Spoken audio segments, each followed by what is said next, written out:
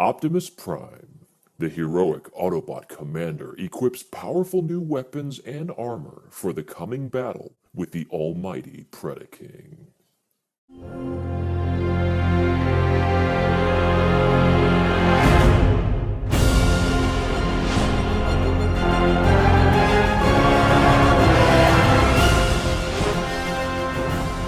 Welcome back to eBEFOREi Video Reviews. Today I'm taking a look at Transformers Prime, Beast Hunter's Voyager class Optimus Prime.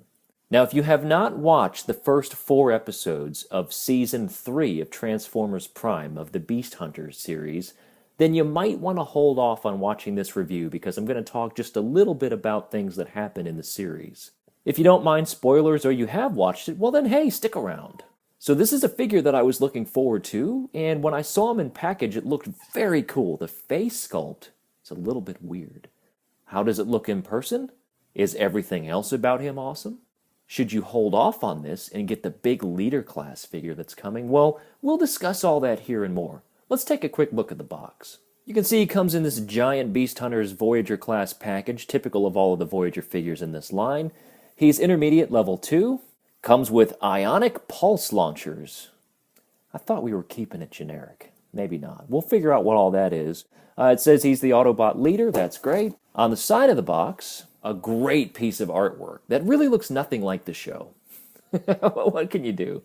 Actually, it sort of looks like the show. And the thing that I love about the artwork on these boxes is the attention to detail and all the scrapes and nicks and the fact that this guy's been to battle. Or like all of the toys in my 5-year-old son's room. Believe me, there's battle damage there. He's Voyager Class Series 2, figure number 1. On the back of the box, so yes, ionic pulse launchers. Launchers attached to both modes. Certainly makes sense. Star Saber included. Yes, except it's green. Shows you his truck mode, his robot mode, his funky face. Picture of the cast and crew from the original season. The IDW barcode. Join us online. On the other side of the box, you've got the bio that opened up this review, and you also have his technical specs.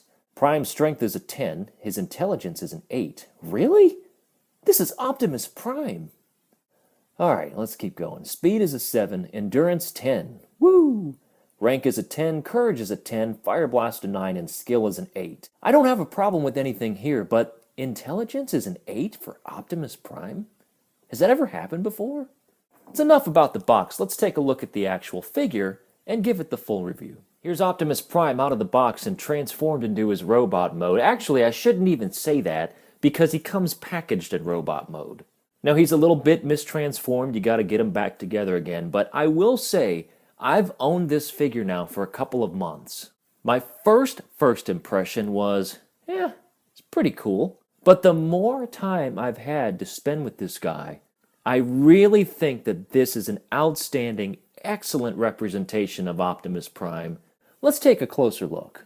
So that's the head sculpt. A little bit of controversy there, but, it's still Optimus Prime. Especially when you get him from a side angle here. That's Prime. He kind of looks like he's got the faceplate closed up behind the blue, and it's definitely neat. It gives kind of a different take on the character. He's got the green light piping, which is odd. And I thought maybe there would be some correlation in the TV show, like maybe Green Energon or something. We didn't see that. So I'm not sure why they decided to go with the green eyes, the green chest, and the green Star Saber, unless there's just something coming, or the designers just wanted to get creative and do something a bit different. Either way, the head sculpt doesn't look bad. In fact, it looks much better in person than the original pictures made it out to be. Now, there have been a lot of complaints about the hollowness feel of this figure. And yes, all this plastic is hollow. Chest is hollow, the wheels kind of sit up under here, you'll see during transformation. Legs feel hollow, the arms feel hollow, so while he's a big figure, he doesn't have a ton of weight. Personally, that doesn't bother me one bit. This is not a masterpiece figure. I didn't pay $75, $120, $200 for this figure. So, as a toy, representation, a large scale of a brand new, seen on TV Optimus Prime, I don't have any problem with the way that this feels. As for the rest of the details, the chest, it's not a fake chest, all right? This guy does actually transform into a truck, and that's his actual chest. Brilliant. However, green windshield, I don't get it. I don't really understand why they went that path. Now, if you want to spend more money, you can import the upcoming Takara release of this figure, and it'll be a nice translucent blue, eyes are blue, saber's blue, much more Optimus Prime-y. But as is, this doesn't really kill the figure, it's just kind of odd. His shoulder pads, you can put them down like that if you choose to. These are real loose. Now, they're not going to flop down on you, but if you're going to play with this toy, be prepared if you want to have it out like that. Just the slightest little brush against something and they're going to go down or up. I kind of like to, if you put them straight up, that's kind of weird a little bit. So I kind of like to put them right about there as a display piece. If you're going to play with them or give them to a kid, you might just want to hand it to them down. It might make a little bit more sense and be less frustrating to the little ones. Paint detail is pretty nice. You've got the silver paint right here with all the little truck bolts on them. You've got a real nice silver paint inside the face and this front crest right here on his head. I already mentioned the translucent green. The light piping is actually great. I mean, my lights are really coming through here. He's got silver paint inside of his abdomen area right there. He's got these kind of Beast Hunter claw bits coming out right there, which looks nice. Silver paint on the forearms. Red plastic all about.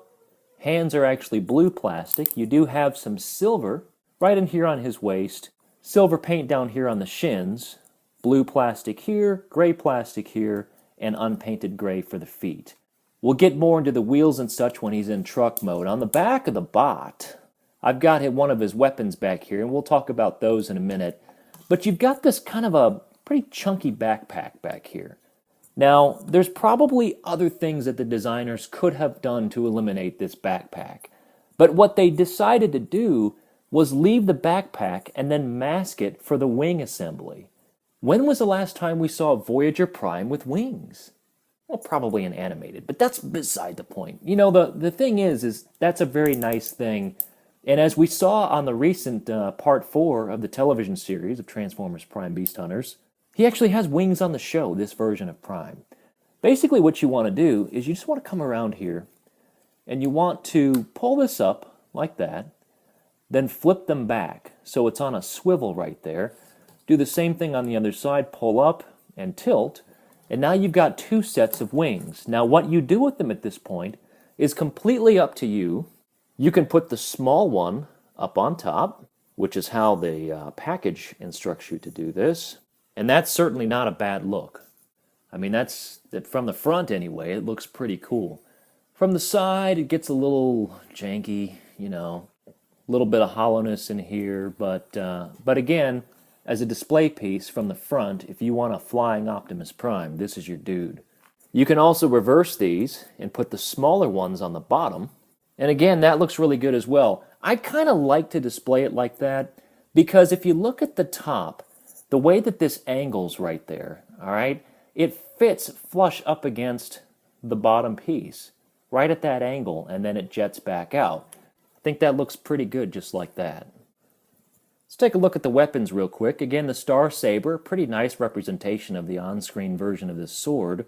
Nice translucent green plastic. The only problem is, well, the translucent green plastic. This should be blue. So again, if that's important to you, and you don't mind spending the import pricing, well then the Takara version of this figure might be for you. If this doesn't bother you, and I think it's kind of neat, I don't hate the way this looks, then this would probably serve you just fine. Now the sword, you can hold it in his hand, which for obvious reasons would make sense. You can also store this on his back. You'll note that on the sword you've got not only the peg here, but the peg on the side, and you can stick this, you've got a hole right back there, and you can stick this right on his back. And kind of, well, I guess that's the problem, isn't it? If you put the sword on the back, the problem is the peg is really too small. Now I can super glue that part of the sword, or maybe inside of this joint right here, but, as is, you'd think that this sword would peg on and actually just allow you to, to leave it there. And it's unfortunate that it doesn't stay on very well at all, at least on my figure. You can actually stick it into his shoulder blade there. So, and it's pretty much a perfect fit. It wasn't, I wouldn't say that Hasbro designed it to fit the sword, but all in all, you know, it's a nice fit. It fits right in there. So if you want to have that behind his back, or possibly pose him up to where it looks like he's going to draw his blade, then that's actually a pretty cool look. It acts as weapon storage, does the trick, you can get some nice poses out of it. Now let's take a look at his ion pulse launchers. Where do they come up with these names? So this is kind of a cool weapon, actually. These open up, kind of become like a little crossbow looking thing. It is spring-loaded, so you push this and you can fire a missile into your eyeball. That's not recommended, by the way. You can also take these things and you can, well, basically treat them like they're rocket launchers. So you'll notice that you've got these holes on the back of the wings. Let's put these like the directions tell you to, with the small wing on top. And basically you can attach these things into the pegs. And you really could have done it with the small wings on the bottom also, but it kind of balances out a bit better this way. And that's kind of a neat look. I mean, that's like Superjet Optimus Prime. For added dramatic effect, you can also open these things up when they're pegged back there. Or, you know, open them up a little bit. And you've just got this very cool spread out back jetpack weapon looking thing, and he's ready to take off into battle. Now from the looks of it, this Optimus Prime is going to be very back heavy. Fortunately, you don't notice it. He's got these big chunky legs and he stands up really perfectly. There at no point in time, no matter what I peg onto his back, does he seemingly want to tip over. That's great news. Let's take a quick look at the articulation of him in robot mode. Do a size comparison, then we'll get him transformed. So articulation, his head is not on a ball joint, it's just on this little swivel, so you can get left and right movement. You can go up because of transformation with the head that flips back, but there's no downward motion. The arm is on a swivel. You've got a ratchet joint. Now this actually pegs in, it just came out for me. Generally it's pretty tight. He's on a ratchet right here. You've got a swivel underneath the shoulder. You've got elbow joint right there, and the fists do turn. And we talked about the shoulder pads being able to be moved. There is waist articulation due to transformation, but the more you twist it, the more it kind of looks like it's getting off joint there. So you got it, and you can give him some slight, you know, interesting poses with it. Probably don't want to go too far. Legs, you got dual hinge on the legs. You got knee ratchets. His foot is on a swivel. There is no ball joint on the ankle. But still, as is, with the waist moving, all these different points of articulation in the arms and the legs, you can get some amazing poses with Prime. So Beast Hunters Prime is a little bit taller than first edition Optimus by just a hair. Definitely a taller waistline. I mean, look at his waist. I mean, comes up to this part on first edition Optimus. So this one, I think, is probably better proportioned. But this is not a small figure by any means. There he is next to Beast Hunter Shockwave, and Shockwave's taller. You know, to be sure, Shockwave even has a slightly taller waist. But you can see the direction that these figures are going in. And also the very tall Fall of Cybertron Soundwave, well, he's just a little bit shorter. Scaling him up with all of Team Prime, well, there's a whole lot of awesome to be had here. Transforming Optimus is kind of fun. If you have any weapons attached, go ahead and take them off. What you want to do is you want to come around to the back. You want to open these wings up like that. Tilt them just like that. Take this whole thing and lift the assembly up in the air. You want to come around to the back again, grab these wheels. You want to open them up, pull on these two, and oh, look at that. You've got an actual front of the vehicle. This part's not fake. These are the actual windshields, but this part right down here is going to disappear. Now you want to take Prime's arms and you want to move them forward just like that. While you're in this position, you can take his head and you can go ahead and flip it upside down just like that. Tucks in behind. Now you'll see a lot of hollowness, as I mentioned in here, part of why this character is so light. You know, the wheels store in there in robot mode, and in vehicle mode his head tucks in there quite nicely, so it makes sense from a transformation point of view. Now you'll notice on the front of Prime, you've got these gray tabs here. You want to go ahead and pull those out. Alright, just like that. And you can go ahead and flip these all the way around. So you got the arms pointing to the back, the gray pieces out here on the side, and well, you're on your way to transformation. Now you're going to want to take this whole front section right here And you're going to rotate it all the way around just like that. And you want to get kind of an angle in there so that this piece fits up underneath it. There's not really a lot of ways to mess that up. You just basically take this front piece, bend it down, kind of reminds me of animated Prime. Then you pull this piece underneath it again, and you're on your way. You want to come down to the legs. You want to tab these together. There's a tab right there. Take the feet, push them in and up. So you're just like that. All right, you want to take the feet and just kind of bend them so that they're kind of up like that. Then you're going to take the forearms. You can kind of get them out of the way for just a second like that. You're going to take this whole top wing assembly, and you're going to bring it down flat. Now you also have tabs right here up underneath the gray plastic, and tabs right there on the arm, so everything's going to tab together real nice. All right, and then you're going to bring these things around, and you want to actually push the forearms so that these slots, I don't know if you see that, but that slot right there needs to be facing out for that peg to go into. Also, you'll notice on the bottom of the forearm, you have this peg right there that's going to go into the bottom portion of the leg. And so everything's going to peg together real nice here. Got a nice satisfying snap there. Rinse and repeat on the other side. 2 satisfying snaps.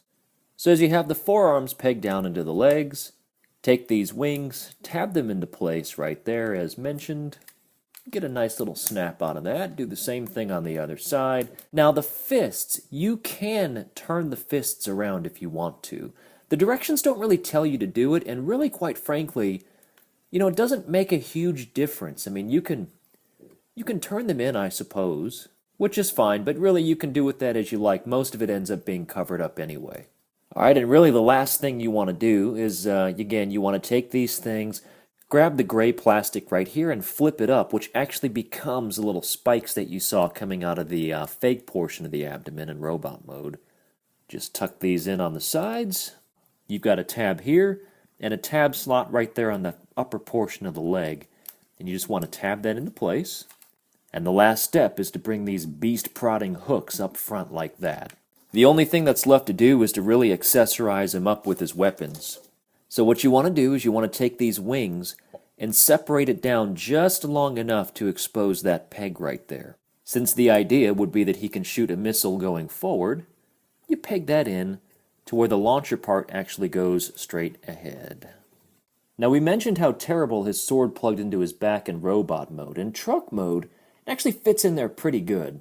And what you have is Optimus Prime in his Beast Hunter's Voyager vehicle mode. Not too bad. Let's take a closer look. So here's a close-up of Optimus Prime, and the truck is pretty good looking. It definitely does have some flaws, and we'll get into that. Paint detail is not bad. You've got yellow right here in the little, light section. Yellow right there, silver in the chest. Now in robot mode, his little beast claw prodder things were painted silver, whereas in vehicle mode, it's just gray plastic. And because he's so covered up everywhere else, there's just really no more paint. It's just gray plastic everywhere. Now I do like that during transformation, the smokestacks are actually pointed up, so that's exactly where they should be. You can open these missiles up if you want to get kind of an even crazier look on this truck. Again, this is nothing that you would see driving down the street. If you did see something like this driving down the street, I highly recommend you report it to the authorities. Now it looks cool. I mean, it's bulky. It's kind of big in your hand. It's neat. When you turn it up this way, you do have exposed head syndrome. There was nothing else that you could have done with that head. I mean, it doesn't even push down flush. Well, I guess it sort of does, but just too much exposure there. I'm quite convinced that there's more that they could have done with that. I do like the weapons here pegged onto the side. It looks pretty neat. From the back, you do have some exposed fists right there, but, it's not terrible. Nothing but legs. Now, the nice thing about this is you can give him kind of a flight mode even after he's been transformed. But in order to do that, you have to start unpegging, because remember, we've got this whole thing pegged into the side. So you can take that peg out, and you can lift the wings up like that. But you do get a pretty neat truck mode out of this with wings, so you can take off. One of the issues I have at least with my figure, is this front left wheel doesn't quite roll great. I mean, the truck overall rolls all right, but a little stiff because of the way that these claws peg in, and they're kind of tied into the wheelbase there. Size comparison, there he is next to Beast Hunter's wheeljack, and while they're roughly the same length, Optimus is a bit longer, he's quite a bit thicker, so he really does look the part of a Voyager figure, even in vehicle mode. If you'd like to see the expanded bio, well, you can hit pause and read it right now. Better yet, if someone's sitting with you, you can command that they read it to you. If you're by yourself, you're on your own.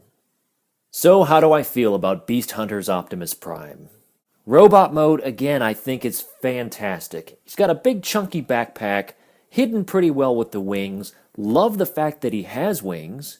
He has a bit of a hollow feel to him, but if that doesn't bother you, and really, personally it doesn't bother me. I can see where it might bother some, but overall, you got a big robot. He's real imposing, an interesting take on the face, not crazy about the green, painted up fairly nicely, looks and represents Optimus Prime very well. His vehicle mode is the weakest of the two modes, but still looks not terrible. It's got some decent size to it and offers a different look on how we're used to seeing Optimus Prime in vehicle mode.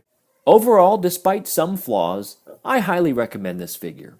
Thanks again for watching. If you're not already a subscriber to my channel, hitting subscribe just means the world to me. If you're not already a subscriber to my channel, go ahead and click that button if you like what you see, and you'll just be notified when I do more videos. If you're watching this video anywhere other than YouTube, you can catch all of my video reviews at youtube.com/eBEFOREiNet. Social networkers out there, well, facebook.com/eBEFOREi, and Twitter at @E_before_I. So thanks again for watching. We'll see you again real soon.